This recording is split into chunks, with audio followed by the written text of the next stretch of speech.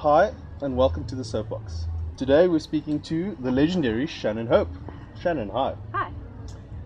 You have been called one of the hardest touring self-managed artists on the national circuit. I've carried your keyboard. I know how heavy it is. In my mind, that makes you South Africa's James Brown, Wow. who was called the hardest working man in show business. Do you feel that you deserve to be called the James Brown of the South African music scene? Sure, that is quite a comparison. Well, I asked this because I think you two have a lot in common. Not the being kicked out of school at 12 for not wearing sufficient clothing part, but the part that How do you know? But the part, but the part that sells ice to Eskimos. So the part that gets the foot in the door, the driven part. I mean, he was an incredible and savvy businessman, aside from being a very, very talented artist. I think you have to really want this very badly, and I want this very, very badly, so I'm pretty much willing to do anything it takes, including carrying 35 kg piano on my own up a flight of stairs. That is an amazing comparison. Being compared to someone like him is wild. Okay, think of it this way. They put up a statue of James, all in bronze, in his hometown. The flowing bronze cape, the helmet-like hair, the big grin, and it is positioned in a very symbolic manner. It stands flat on the floor to show all his fans that he was a man of the people, with its back to the incredibly poor neighborhood where he grew up. When they put a statue of you up, what do you want it to look like? Where should it be put up? Wow. These are honestly the most interesting questions I've ever been asked.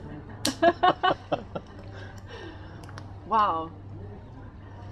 I don't know how I feel about the actual idea of a statue being put up of me. Is that humility talking? Is that? It's a bizarre concept. I haven't changed the world or anything. Not yet. Yet. And I don't know if I change the world. I might change some hearts. That's kind of the idea. Maybe just a giant big heart that's put back together in some kind of way. Okay. A big statue of a big heart. Facing the sea. Facing the sea. I like that. You said it before. One of your highlights as an artist was playing at the Fugard in Cape Town. How does a world-class venue like the Fugard Theatre compare to a big stage production like your Chicago gig? Oh, wow. The amazing thing about the Chicago gig,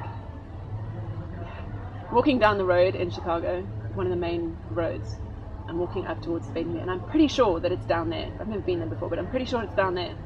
And we turn a corner, and there's just people everywhere. We're obviously in the wrong place. Are we going the right way? Because there's queues of people waiting for something. And we eventually end up at the end of the queue, or at the start of the queue, which is at the doors to this venue that I'm playing, which for me is probably the biggest difference between live music in America and live music here, is you have people queuing at the door for people they don't know from 12 in the afternoon. So they just queue the whole day because it's music and they want to know what it's about, which is really amazing. Playing in that venue, that was a long time ago, and that was with a rock band, which is slightly different to what I do now, but it was really old and dingy and dirty and rock and roll and intense and terrifying. I walked on stage and everything left my head, just everything. I was 21 at the time, so I was quite young as well, and just I walked on and saw all these people who screamed for someone they didn't know, and I went blank. I didn't know what I was doing. The Fugard Theatre is a completely different experience. When I first heard of the Fugard, I saw it on TV, on a magazine program on TV, and I saw these images of this incredible theatre that matched so perfectly to what I'm doing and what I want to be doing on a regular basis. And walking on that stage and seeing a grand piano and having a team of people running around doing all this stuff for me was honestly the most incredible day of my life. I had arrived. It was like I'd found the day I was meant to live.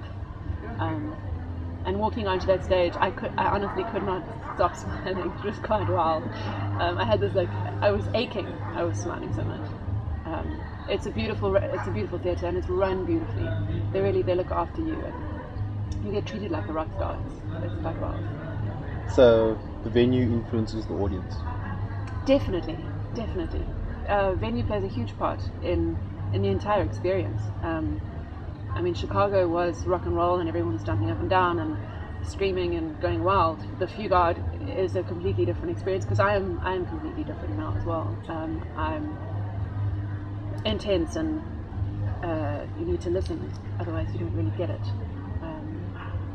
So yeah, audience and venue and mood and sound and lighting and grand pianos or no grand. I mean, the piano I play is amazing, so it doesn't really make a difference. But it's everything plays such an important role in actually really doing what I do the way I want to do it. That being said, what made you come here to PE, to the Music Kitchen, this little intimate venue that you'll be playing in tonight? Why? I have played here about, I think this is my 9th or 10th show at the Music Kitchen. I visit on every single tour, and the main reason is because everyone here laughs at my jokes. I love the audiences here, and it's a small little venue, and I can be completely blunt and honest, which is my favorite kind of thing to do. I just want to tell my story and sing my songs and sing it to people who appreciate what I'm doing, and this is the kind of venue where people do. Anything you'd like to add about the tour? What can we expect of you in 2013? I'm very excited about this year, actually. I have a bunch of dreams that I've had forever and ever. One of them is doing music full time. Another is doing that music with an orchestra, which for the very first time ever I'm going to get to do this year, which is really cool. And another one is to put my music to dance, because I studied some dance vastly, and it's always been something that I'd love doing. I see images in my head of these dancers dancing to some of my stuff, and it sounds like I'm going to do that this year as well. So I've got 2 big dream projects that I'm working on this year. I have a concept tour with another band that I'm putting on in the next couple months. Does anybody else know this? You've heard it here. It's a Soapbox scoop for the first time ever. Literally for the first time. Literally for the first time. Shannon Hope, thank you very much. It's been a pleasure, thank you.